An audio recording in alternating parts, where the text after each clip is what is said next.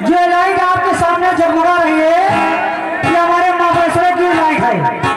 ये जो कि उनकी तरफ से 20 रुपया का पुरस्कार है। मैनेजर साहब हमारे विजय कुमार भाई, उनका कहना है एक कोई सुपर हिट गाना हमारे मैनेजर साहब को सुना दीजिए। कहना क्या है? ए दीदिया क्या है? ए बहनी ए दीजिया ये हमारी दुनिया में उनकी तरफ से रुपये ना। ए बेटा जी क्या देखिए गाने की फरमाइश है। हाँ वही दिल खिलौना समझ के ना खेलो मुझे। अच्छा